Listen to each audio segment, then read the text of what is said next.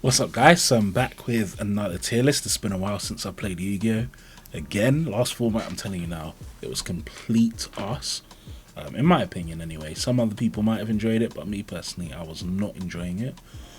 But I have been playing a lot more recently, and one thing that is interesting about the format now is I'd say there's a lot more decks in it than before. Yeah, definitely. I would say the format's changed. The real two problems, unfortunately, are still going to be that Brave Engine and DP.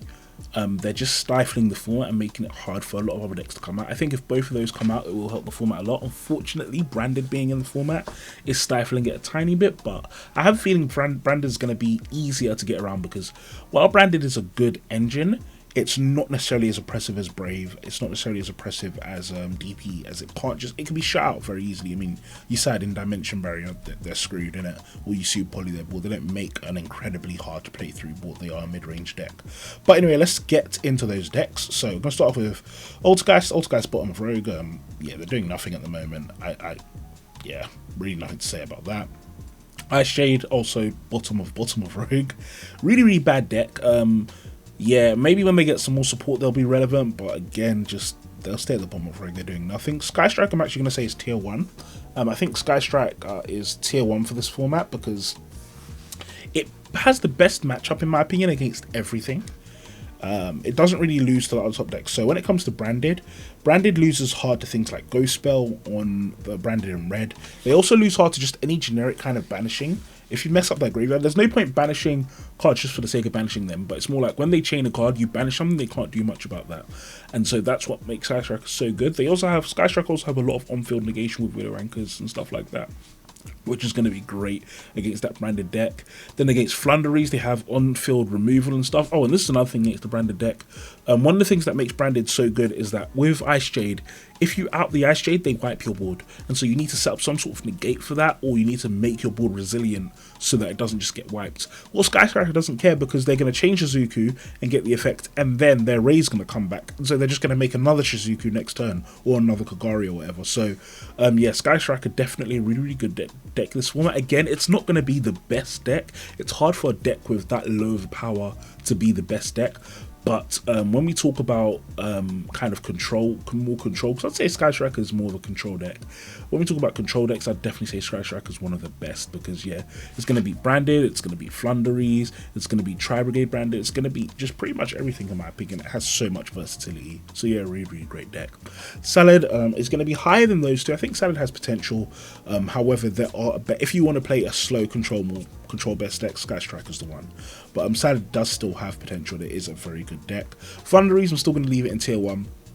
Flunderies just can ignore most of the difficult things about this format. So Winder is going to become more of a problem in this format again, for example, because of Branded. You're going to hear me say that a lot, by the way. But Flunder doesn't have to care about Winder. When it comes to things like, I don't know what else is really busted, but basically all of the Cypherlock, for example, all of the annoying thing that special summon decks do, Flunder doesn't have to deal with. If they win the dice roll against you, they're probably going to win. Lancer is also less good this format, which helps Flunder because that's probably one of the hand traps they hate the most. Droll, however, is very good this format, and Flunder do hate Droll. But in general, I'd say that Flunder, yeah, really good deck. They're also quite cheap as well, so if you're a budget player, I would say Flunder's probably one. I can't believe I'm recommending people to buy Flunder. I must really hate Yu-Gi-Oh! But Flunder is definitely a deck I would recommend picking up. They're quite cheap, don't require too much investment because your extra deck doesn't actually matter that much. Just a really good deck as a result. Drytron is going to be, I'd say, low tier 2, and this is Drytron or Megalith Drytron or whatever, Vendra Drytron. It's a good deck, but it really just suffers from the problem that, firstly, its initial hands are quite weak. Against established boards, its initial hands can't do much beyond activate Droplet and hope you can wreck the opponent's board. But one of the things that you'll find about a lot of the decks is you have a Flunder does lose to Droplet quite hard if they haven't set up Dimension Shifter. But I have a Flunder who's going to set up a barrier, which is a whole nother problem because your deck has the special summon, or it's Branded, who negating their board doesn't really matter because the way they play is they interact with you. You negate their Mirror Jade, who cares? It's gonna get fused off and they're gonna do something else, so they can wait for you to commit to a play. So that's the problem with Drytron. It is still a very good deck. It still can take tops. I do think we'll probably see some tops for Drytron. I just don't think it's necessarily the best deck. Virtual, I'm putting it at the top, the very top, and this is actually pure Virtual I'm talking about. By the way, let me just quickly do it now. Tier 0 is, where is it? Where is our lovely Griffin? Have I got him on this list somewhere? I hope I have. I hope I haven't forgotten the Griffin. Okay, so tier 0, honorary tier 0 is the Griffin, which I can't seem to find. I've somehow forgotten to put Wandering Griffin Rider in this tier list. But basically, tier 0 up there is literally just for the Brave Engine. The Brave Engine is still tier 0. It is still the best engine in Yu-Gi-Oh! If you can play it, your deck just accesses another level of power that can't really be compared. But anyway, yeah, I would definitely say that Virtual World is the top of tier 2 as a pure deck. It's such a strong deck, and a YouTuber I'll link actually did a video on why Virtual World should be the best deck. You would think it is, but it's always going to have the problem of bricking to itself. But Shen Chuche is amazing. Shen Chuche still beats most decks. That's what's so crazy about it. It's not an incredible, crazy capped board, but Shen Chuche, which they can do through most boards, Crystal Wing Shen Chuche, will beat most people going first. And it's just got so much recursion and versatility, which makes it amazing. Virtual World also has the advantage that they don't lose Heart to Barrier statue, because they have monsters they can normal summon to beat over it, or they have Chuche, or they have wind monsters they can just special summon anyway. Branded, they don't lose super hard to branded. Banishing virtual monsters doesn't matter that much sometimes, because they're going to get them back via Chuche, and even if they don't get them back via Chuche, virtual is into the banishing usually anyway. They usually will have a Shenron on board to banish stuff. Going second, they can just kind of droplets clear the board. Droplets is an amazing swap. Just having that as an option is great. Virtual is a really good deck. It's just always going to be consistency. And one of the things about Virtual as well that I say is frustrating is that Virtual World playing all of these excess engines is great, and it increases the ceiling, but it just increases the bricks, and that's always going to be the problem with Virtual World. It bricks. If it didn't brick, it would be the best deck, but unfortunately, because it bricks, that's why I'm leaving it right at the top of tier 2. I think it's going to be pretty much better than everything else, and it's probably at the same power level as the tier 1 decks, apart from consistency, and that's what's always going to hold it back. Ignisters, I'm going to say, is going to be top, like kind of high rogue. I'll say higher than Salad, higher than Salad actually. I'll say higher than Salad. Ignisters is great. One thing is Heat Soul. Deco Talker Heat Soul coming out is going to be great for Cyberse strategies in general. It just adds a lot. It gives them a kind of mid-range play to do instead of having to always force. Like, for example, Ignisters is a deck that has something like 5 or 6 one-card combos straight into Heat Soul. So, for example, because they could do that into a rival before, but now they have it just into Heat Soul. And having the ability to do that and just kind of play this mid-range game of drawing cards, and then just murdering your opponent is really, really great. So Ignisters, I definitely think blind second Ignister is going to be a lot stronger than it was before, because now you can just get rid of a rival completely. You don't need to care about a rival and go first and hope you touch your opponent. Now instead, you just go second, you nuke their board. If you don't immediately kill them with your Ice Code or whatever, make Heat Soul and walk off. Like, it's just really, really good. So yeah, definitely Ignisters have a lot of potential. Heroes, I'm gonna say heroes are I'm torn between putting them in tier 2 and rogue. The thing about heroes has been getting better and better because of support and stuff. However, heroes still has the problem that I'd say that they're not amazing going first. They're a lot better going first. They can Scythe lock you. DPE plus what's its name, Dark Law is still an amazing board. However, it's not as good as some other decks. If I'm going to play a future deck, I'd rather play another. Heroes does do well with branded though. I've seen some insane plays as well where with branded fusion you can essentially like go through some heroes fusions to search Aluba. So people are using, not that, with Fusion Destiny, sorry, so they use Fusion Destiny to search Aluba, which is great. You could probably, no, I don't think you can do it with Branded Fusion, but you can do it with Fusion Destiny. You can search Aluba, which is just insane. But it's hard for me to justify putting heroes into tier 2 just because people aren't making results for it. And this is always the thing with heroes. This is why, historically, I didn't give much respect to heroes, because they don't get the results. But technically, is it a good deck? It seems like it should be a good deck. Yeah, I don't know. We'll see what happens. So this is not Cyberse Eldritch. I actually have something for Cyberse Eldritch somewhere else in this list that I can't see right now. I hope I put it in. I hope I don't forget. Do I have Cyberse Gadget somewhere? I don't have Cyberse Gadget. No, that's a shame. But still, actually I do. Cyberse Gadget's down there. So I'll talk about Cyberse Eldritch then. This is actually Dark Magician. And I'll say Dark Magician is going to be mid-rogue. Dark Magician, surprisingly enough, they just can make Dragoon a lot. That's what Dark Magician does now. They spam Dragoons at you, and it's just really oppressive and really annoying. And Dragoon is still a card that, if you're not prepared for Dragoon, you will get clapped. You will get clapped so bloody hard. you'll just die and you won't know why you died, because it's like you'll set up a board, but if you didn't have a negate for the Dragoon, like they can literally activate Red Eyes Fusion and then you just lose, or they can activate that dragon they have, so they have Dragoon and then you just lose. And it's a case where it's like, if you don't have a response then and there to the Dragoon, he pops 2 cards, you lose like 6 KLP from the 2 cards, and then he attacks you directly and kills you, or he just kills you the next turn if you don't out him. So Dragoon is still a really good card, and just a deck that can very easily, like Dark Magicians at the stage now with all their new support, that they will get a Dragoon turn 1. They will get a Dragoon. It's just a case of how many Dragoons they get, because they can spam summons to get into Verte very easily. If they don't do that, they have like 3 or 4 different kind of spells or mechanics that just summon him. So they have like Eye of Timaeus, they have that dragon, they have Red Eyes Fusion. They have a lot of ways to get into Dragoons. So I'd say Dark Magician it's not a good rogue deck. In fact, I'd actually put it below Salad. But it can snatch some wins at locals and stuff. Not necessarily at regionals, but it's still a good deck. Or still an okay deck. Invoked. So Invoked variants have gone up again, and I'm going to put them higher up in Rogue. The thing about Invoked, and I'd say what's holding Invoked back at the moment, is just the case that because a Fusion deck or Fusion Engine is dominating the format in terms of Despia, that holds back the potential of Invoked, because it means people are prepared for that kind of deck. They're going to have the traditional outs to Invoked. But it's still a good deck, and one of the things I would say is that Invoked is very good against other Fusion matches. If you're in a mirror match, Invoked can do great, because they can banish your grave and make all guides, or they can bright banish the lights or banish the darks that you're inevitably going to dump. When Branded plays, they're probably going to dump a dark or a light into their grave, and at some point they will definitely have a fusion in their grave, which means your invocation is always going to be free. It's going to be so free that chances are half the time you won't even need to use Gardener or need to use the Amirage to get the attributes that you want. Amirage, yes. Gardener, no. So that's what's really, really good about Invoked, and I'd definitely say that Invoked has a lot of potential. But for now, it's still going to be low tier Rogue because they're better decks. Madolche's bottom of Rogue. Yeah, just not very good this format. 2 card combos, they need something else. Magic-Key, again, bottom of Rogue. Megalith. So this is a deck I'm actually playing. I'm going to put in 1 to watch. Now, in terms of actual strength level, I would say it's probably mid-rogue, but pure Megalith, by the way. This is pure Megalith. Oh, where's this gone? It's disappeared off my screen, I think. Oh, here it is. Yeah, pure Megalith I'm going to put as one of the first ones to watch. Now, the reason why I say pure Megalith is one to watch is because it's... Now, the thing is, Megalith Drytron is superior in some aspects. In most aspects, I would actually say Megalith Drytron is superior to pure Megalith. However, the advantage that Megalith has over Megalith Drytron is twofold. Firstly, Megaliths aren't light. Being light is so frustrating because it means that the cards like Super Poly can really, really cut you. It means that when you're against Invoked and decks like that, they can make the carbons for free off your graveyard. Being machines is also not ideal because it means in matchups like Cyber Dragon, sometimes they can clear your board for free.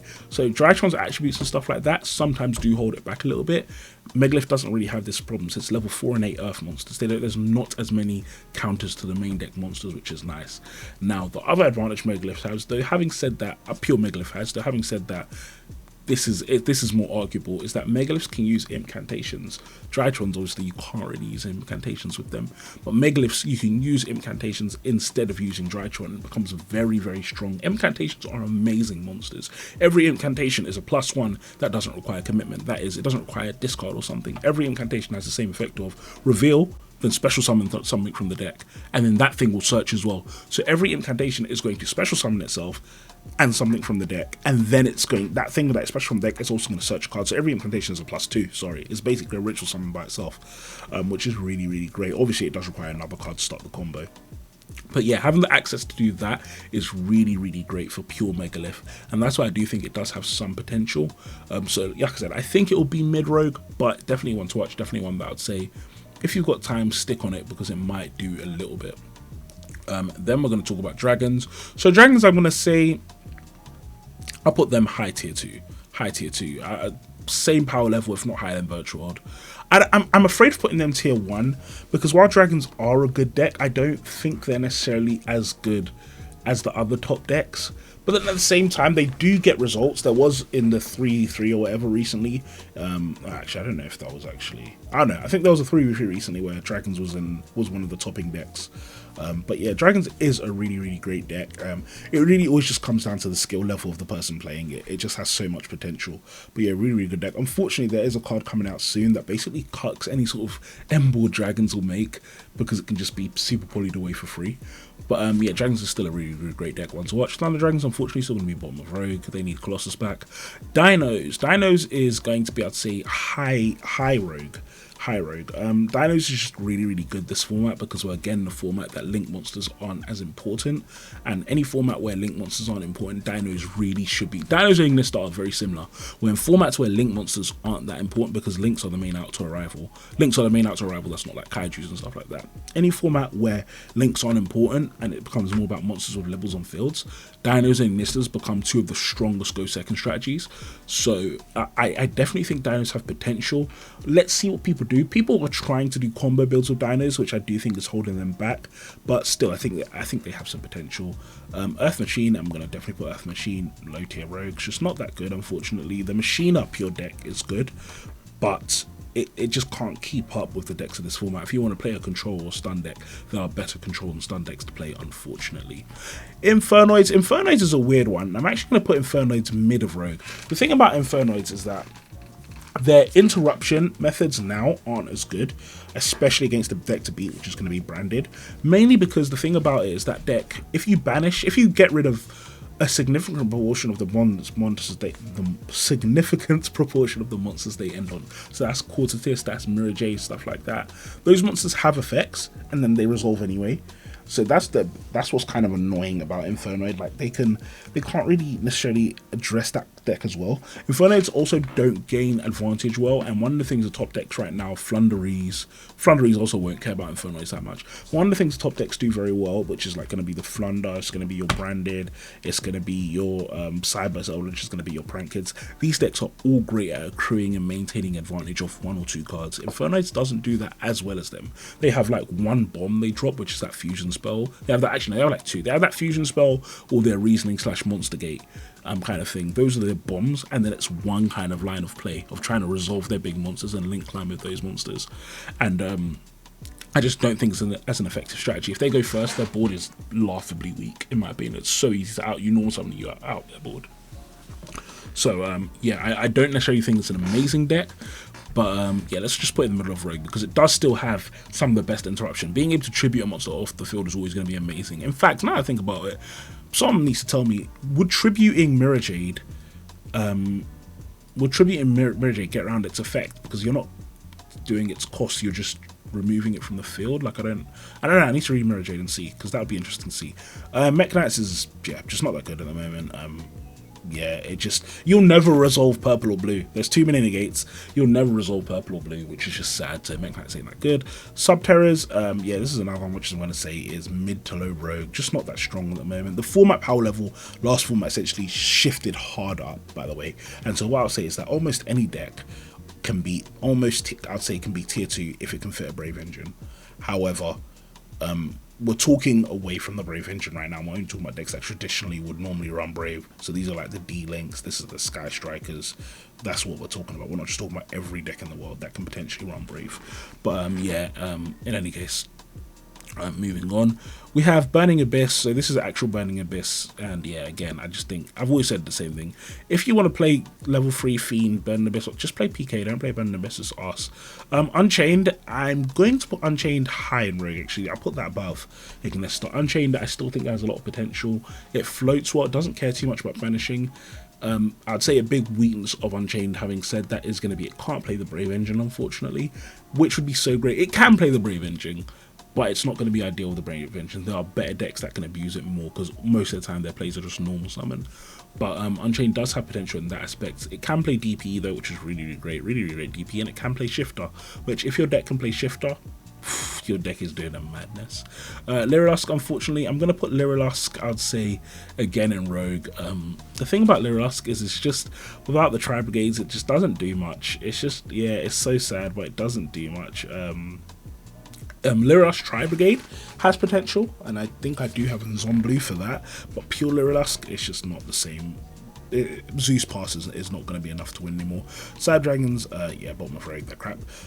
Infernoble Knights is going to be a high tier Rogue deck. Infernoble Knights has a lot of potential. One of the things about Infernoble Knights is that this is the kind of format where they thrive, where it's becoming into more of a mid-range deck format, and so Infernoble has the chance to just potentially blow these mid-range decks out of the water, because if their combo resolves, they win. Simple as, you lose 3 cards or something when they make an unbreakable board. So that is one great thing about Infernoble. So I definitely think they're a lot stronger than they were. Actually, I'm going to put them above. I think they're a lot stronger than they were. We're just not seeing people take the risk of playing them. But yeah, and they have super high consistency now, well, especially with Small World. They just need 2 monsters to get onto the Isolde, and with Talents plus Crossout plus Call by the Grave, it's very easy to get either to get that Auroradon or Isolde to resolve, or to have some sort of follow-up after that, which is great. Sharks, unfortunately, is going to be mid-tier to low-tier Rogue. I'll say, yeah, below Dinos. Not mid to low, actually, I say mid to high tier. Yeah, Losing Desire is actually really hurt for the deck. We're still waiting for the rest of our Shark Sport, which will definitely have some potential in it. Now, finally, we're going to get to talk about some good decks. So, Tri-Brigades. Tri-Brigades I'm going to put at sort of middle bottom of tier 2. Tri-Brigades is a good deck. This is going to be pure Tri-Brigade that I'm talking about right now. Pure Tri-Brigade is just so good. It's consistent. It has a lot of different plays. You know, I haven't got Melfi here, but I'd say Melfi Tri-Brigade as well, I think, has potential. We just haven't seen enough people play it. But yeah, Tri-Brigade is a really good deck. One of the nice things as well is they can still play certain bomb cards like Rescue Cat and stuff like that, where it's like, if it resolves, they just win. Rescue Cat plus Gamma is always going to be an incredible combo. So yeah, Tri-Brigade definitely has a lot of potential. Shureg is not the... Appaloosa Revolt is not the insta-win it was when Tri-Brigade was dominating the meta back in November, but it is still very good. It is still going to beat a lot of decks. So yeah, Tri-Brigade has a lot of potential. Despia, tier 1. Tespia / branded, yeah, tier 1, it's just amazing. Not tier 0, as an engine maybe, but the deck itself really good. They've just got a very effective combat loop. They've got cards like Mirror Jade and cards like Chimera to interact with their opponent, which is great. Everything about the deck is just so strong. Yeah, and I just don't think they have a super bad matchup in the format beyond Striker, and Striker isn't, I wouldn't even say Striker is like a super bad matchup, it's just probably one of their weakest. So yeah, definitely a really good deck. Despia is great. And another thing that I like about it is that other than Aluba, it's not super expensive. I guess Aluba and Chimeras. And then everything else, you don't actually have to play DP in that deck. And this is genuinely like, it's not like you don't have to play DP, but DP will make the deck 10 times better. No. You can play it without Brave and DP, and it's still a very strong deck. You just open up other routes for yourself, which is nice. So yeah, definitely a very good deck. One to watch out for, because yeah, there's a chance it could just take over the format completely. Ogdo Addict, bottom of Rogue, nothing to talk about. B-Troopers is still going to be a tier 2. I like that B-Trooper has kind of solidified itself as the kind of compact DP pass engine. That's what it does. It makes DP. You know, sometimes that's enough. I think when DP gets banned, it'll be interesting to see if B-Trooper still has the same potential. But one thing we say as well, guys, is this is a format where Retaliating Sea is a lot stronger. Again, Retaliating Sea will win a lot of matchups this format. And so yeah, B-Troopers do have quite a bit of potential in that aspect. But yeah, definitely a good deck, solidifying themselves, I'd say, as a clear cut above Rogue, because they just do their job very well. Pendulums, bottom of Rogue, they're doing nothing. So, I've been hearing some talk about Blue Eyes Jet Dragon. I don't know where it would sit, probably somewhere in Rogue, but whatever. But I've been hearing some talk about Blue Eyes Jet Dragon doing a lot for the Blue Eyes strategy, also with some of the new Blue Eyes traps and stuff like that. And so, it'll be interesting to see if this is going to be a meta deck. So, I'll say this is another one to watch. You guys definitely keep your eyes peeled, see if this deck ends up kind of taking over the format. But yeah, definitely Blue Eyes Jet Dragon. Let's see what happens. Sword Soul. Well, you know what? I'm going to put Sword Soul as tier 1. The power level of the format, like I said, has gone up.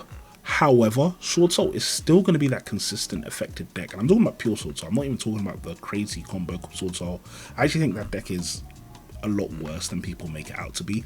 I think pure Sword Soul is just a good deck. It's really good at putting up the same board through almost any handle, which is great. Plays really well first, but plays insanely good second. Tenyis are amazing going second. Cards like Yazi and Baxia are amazing going second. Worms in general are so good when it comes to going second. And obviously Sword Soul accesses all of them. So Sword Soul definitely has a lot of potential. It'll be interesting to see where this deck goes. If it's going to carry on being in the format, if it's going to get hit on the next ban list, who knows. But yeah, Sword Soul definitely a very good deck. Then PK I'd say is actually above Virtual. It's the one tier 2 deck that I say is above Virtual. PK should be like Kia, but PK historically has always struggled with its conversion of results. It's like it seems like this amazing deck, and then it either doesn't get results or it gets really, really weak results. This is the same reason why I didn't put it so high in my last tier list as well, because as good as PK is, it doesn't convert well, which means there fundamentally is a problem with it when it comes to the highest tier of events. So yeah, PK is a good deck, don't get me wrong. That's why I'd say don't bother playing Burn Abyss, you're a mug. Just play PK because it's OP. But for some reason, it just doesn't seem to get the same high tier results. It doesn't convert into those first places, those second places. But yeah, PK, top of tier 2. Power level, definitely, it's tier 1. But in terms of results, I would say tier 2. Dinorphia, I'm going to put at the bottom of tier 2. We've seen some branded Dinorphia builds, which have looked very, very good. They still need Rexstrom, but I would say that it's a tentative tier 2. They definitely have a lot of potential, I would say. They also are just kind of unfair. Like the thing right now, I would say that's holding Dinorphia back is that they have a horrible matchup against branded, because you know what you're going to do as Dinorphia? You are going to go down to like 2,000 or 1,000 LP. The branded player is going to activate Paradise Lost, then activate Branded Fusion and bring out Masquerade.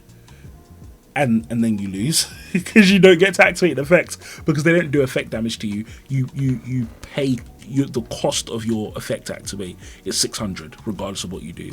And so I'd say that's going to be the biggest problem with Dinorphia. And you're not popping the monster, by the way, because they banish Branded Fusion or whatever. So you're not popping that Masquerade. So I'd say that's the biggest problem. They have a really bad branded matchup, but they have good matchups elsewhere. They don't have a terrible Flunder matchup because they have quite a lot of inbuilt utility in the deck.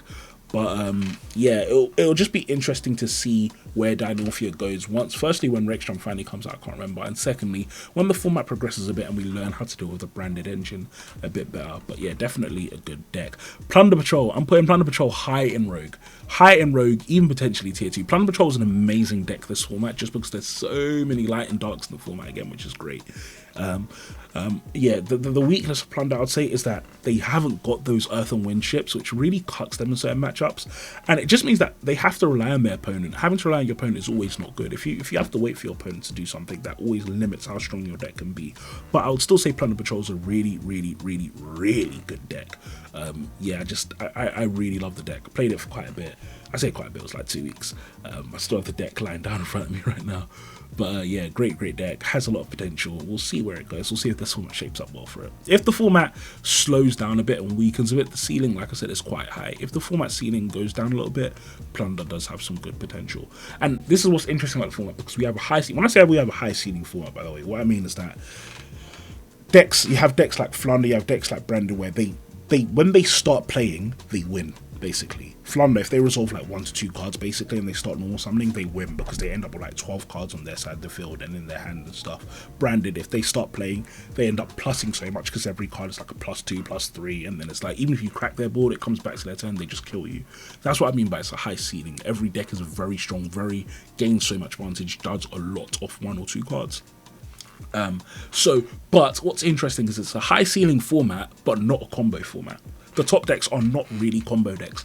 The most combo top 2 combo top decks is probably, ironically enough, Flunder. I'd say Flunder is more of a combo deck. Even though it's a stun deck, it's a combo deck masquerading as a stun deck. I mean, if all the Flunder cards just said special summon instead, it would basically be Goku's. Like, it's literally the same shit. Everything searches something else, like, whatever. But anyway, yeah.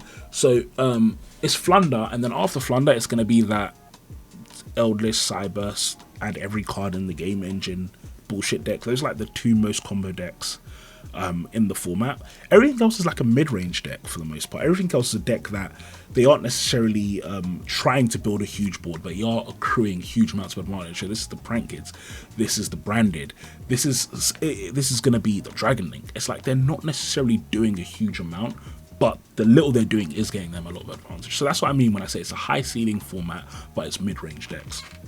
But anyway, yeah. So moving on, Cyberse Eldritch, tier 1, yeah, good deck. It's not as good as the other top decks, but it's still a very good deck, just because it just has too many options. And normal summoning Ghost Ogre is always going to be OP. If your deck can full combo off normal summon a Ghost Ogre plus something that mulligans you 2 cards, I mean, it's going to be a great deck. Yeah, so Heat Soul, Cyberse Heat Soul. I'm actually putting that in tier 2 tentatively. I think it's amazing. I've been testing it a lot. I think the fact that Cyberse have so many 1-card and 2-card combos. This is Cyberse generic. So the way that the engine works is use code generators, use the code, it's basically code talkers, so I'll call this code talkers, but use generic Cyberse monsters like Lady Debug, so you have all of the different code monsters, you have Dotscaper, and use Cyberse Gadget, use so many different Cyberse monsters, and basically your goal is make Heat Soul, and then have like 4 cards in your hand, then draw something off Heat Soul, and the next turn draw something. And so now you have 6 cards plus Heat Soul, plus possibly a Silent Conflict, which is one of the most busted counter traps ever printed. It's so insane, and they can search it. So yeah, this deck is so good. Now, the weakness of this deck, obviously, is Heat Soul on the field alone is going to be weak sometimes. But I think, as a kind of control-y deck, it's only a little bit weak in the Sky Striker.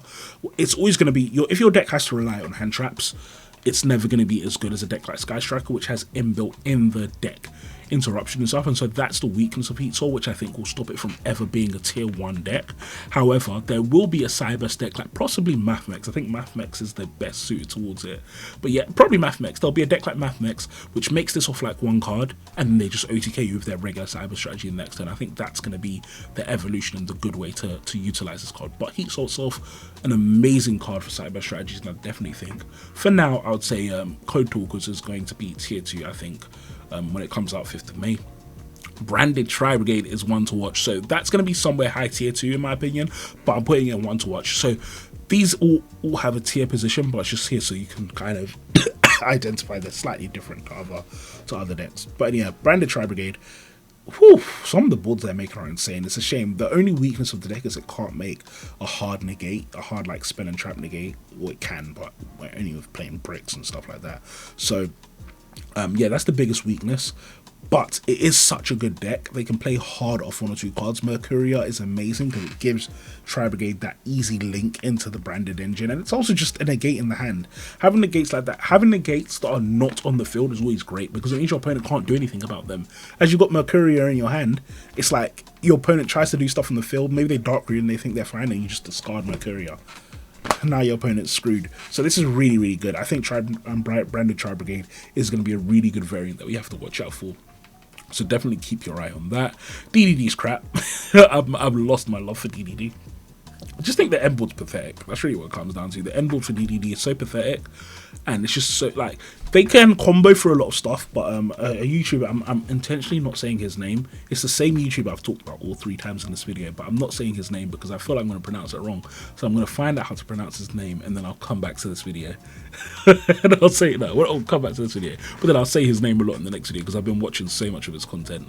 But a certain YouTuber was just talking about why, and he's a good player as well, he was just talking about why DDD is so bad, and I realised he's completely right. The end board's just kind of pathetic. They can sometimes play through like 3-4 hand traps if you hand trap them suboptimally, but it's like, who cares? The end board is crap anyway, Raigeki, and they probably lose unless they have Siegfried, and if they have, and even if they don't, even if they have Siegfried and they maybe stop the Raigeki, you just play Prank Kids and they can't activate 1 effect. None of their effects matter, because even as you activate your Prank Kids, as they resolve in the graveyard, they haven't got any negates for that. So yeah, DDD, just pathetic deck, doesn't do anything. Yeah, I don't think it's that good. Moving on, Mathmex. So Mathmex I'll put high in the rogue tier, next to Ignisters, the same deck. They're just different ways of achieving the same thing, to be honest. But yeah, both of these decks are going to be stronger. Mathmex does more with Heat Soul than Ignisters will, and they're, in general, I would say Mathmex are better at playing through hand traps, because while Ignister has more extension, Ignister, if you negate the card and do something on the field, Ignister have a lot of effects that activate on the field that your opponent can do something about. Mathmex have a lot of cards that say special summon for myself from the hand, basically. So they have a lot of just free extenders in the hand, as opposed to Ignister, which has a lot of things that do stuff on the field. And so that's why I'd say Mathmex is the better deck at playing through interruptions, but then Ignister's the better deck in terms of the towers it puts up. The towers it puts up is busted, and the amount of advantage it gets off 1 card is also way better than Mathmex. But yeah, both of them, good rogue decks. We'll see what happens.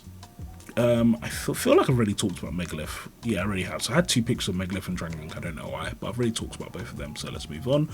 Shadows. So Shadows is going to be, where's Invoked? About the same power level as Invoked. Not an amazing deck this format, but not a terrible deck either. Yeah, there's just a better fusion engine to play. Window is great. but unfortunately you don't actually need to play Winder to play Winder, and that's always going to be one of the biggest weaknesses. I don't know, remove out Colony or something from the game so that only Shadows can play Winder, because it's actually quite sad when another deck is just abusing your engine, and so it's like that deck is the best in the format, but it's like, who cares? Anyway, yeah, so Shadows, yeah, right there. Demon and Pendulums, just, yeah, doing nothing. Gren Marju, we had someone top with Gren Marju. There was someone who topped recently with Gren Marju, so I'm actually going to put that in one to watch as well, because I want to see what he was doing. If it isn't there, I would put it at the bottom of Rogue, but let's see what he did. Let's see if it's just a good player or if he was lucky. But yeah, Gren Marju, someone has topped to it recently, so I really am going to hold my talk, because Gren Marju is a deck I do love playing. Mystic Mindburn, unfortunately, right now is not amazing. It's good against branded Tri-Brigade, because that's similar to Invoked Shadows, where they don't, in the deck, main deck, usually play back row removal. They just don't really have that space. But in spite of that, everything else can usually quite effectively deal with Mystic Mind. They have this, they can either play the Brave Engine and just out your Mystic Mind, or they have enough space in their main deck to just play some back row removal and get rid of Mind. So yeah, Mystic Mind Burn, you're not going to be doing much this format, unfortunately. Adamanticators, they're going to be similar to Infer Nobles, just a good combo deck. Not as good as Infer Nobles in my opinion, but still very, very good. Live Twins, so Heat Soul Pass basically and Life Twins, again, these are two very similar decks. However, these decks again are just weaker versions of Sky Striker. They're just these decks that try and control the game state for advantage and stuff, but they just don't do it effectively, because they have to rely on hand traps. Sky Striker has Widow and Shark Cannon and everything, so it's like yeah, that's one of the things that's a bit of a shame about Live Twins. But yeah, bottom of tier 2. August, unfortunately, is doing nothing, so it's gonna be, yeah, bottom. I don't really care. Everything below like Invoked in the Rogue tier, I don't actually care. Like, so the positions might be wrong, but yeah, the point is they're not that good. Yeah, Zodiac, yeah, you're a cuck if you're still playing this, to be honest, man. This deck, you're not a cuck, I'm not being rude, but if you're still playing Zodiac at this stage in life, bro, like, you don't need to punish yourself. Like, I think Zodiac's cool too, but Konami have just gutted this deck so hard, so just don't play flipping Zodiac, bro. It's not worth it. Fleur de Lis. So this is Dogmatica. This is like pure Dogmatica, blah blah blah. It's just not that good. Nadir Sermon isn't as good at the moment. Maximus isn't that good at the moment. Yeah. One of the things I was starting to realize as well is that this is why Invoked Dogmatica has become weaker, because the problem is Dogmatica cards are just very subpar. They force you into a certain play state. One of the things about Nadir Servant before is that the format was slower, and so Nadir Servant could behave as that utility to get rid of a threat or something, because you can probably wait till next turn. The ceiling is higher, the format is fast. If you try and Nadir Servant and lock yourself out of the extra deck, you're getting killed turn 3. Same with Dogmatica Punishment, you're getting killed on the crackback. And so, yeah, the card's just not as good. Maximus, oh my gosh. Don't give a branded player 2 free cents on the extra deck, because they will just, you're just giving them the branded fusion, which they're going to beat you over the head with. So yeah, yeah, just Dogmatica's not that good at the moment, unfortunately. Yeah, his time is gone.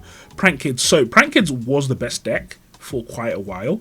I do think it's probably worse than branded now, but there haven't been enough events yet for me to be 100% sure, so I'll kind of just leave it there. But yeah, I think the better fusion deck is going to be branded slash Despia, but Prank Kids is still good. It's still a very, very good deck. One card combos are always going to be nice.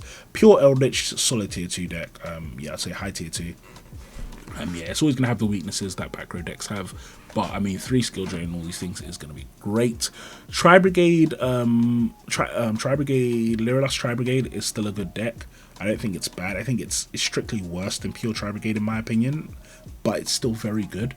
Still has a lot of potential. Still can put up some nice boards. So yeah, definitely going to be interested to see what that deck does. Paleo is going to be low in the Rogue tier. Dragoon variants, I'd say Dragoon is still a good card, but just play branded. I mean, play branded and play 1 brick is what I'd say. It's, I don't know, don't play 1 brick, I don't know. Just don't play Dragoon, actually. I can't even lie, there's actually no... Actually, no, yeah, you can play Dragoon, because you can do... I don't know how you would summon Dragoon. I don't know if there's any way actually to summon Dragoon in branded without playing a brick, unfortunately. But yeah, my point anyway is that Dragoon is a good card. However, unfortunately, the decks that can play it can't abuse it effectively enough to make it worth playing. So that's the thing that's a bit of a shame about Dragoon, which is why I'm putting it kind of just low rogue, don't bother, don't waste your time. And Sun Avalon, I saw someone else had this in their tier list. This deck does a lot of one card, but it does a lot of nothing, bro. It does nothing, bro.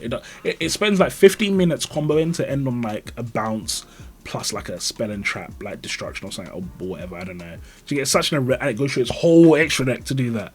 So it's like, yes, it does a lot of one normal monster, great, lovely, that's actually really cool. But unfortunately, it doesn't matter because your board is not stopping your opponent. You haven't killed your opponent. You're not FTKing your opponent off that. And then if your opponent survives and cracks your board, which they will, you're screwed because you've used your whole extra deck. So yeah, the deck's just not good. Don't play Sun Avalon. Yeah, it's not worth it in my opinion. But yeah, guys, so that is my meta tier list for now. So it's interesting to see where the meta is. We'll see what happens in the next few weeks and stuff. Especially if Konami drops a ban list, it could shake up the meta a lot. But yeah, thank you all for watching, and I'll talk to you all soon. Peace.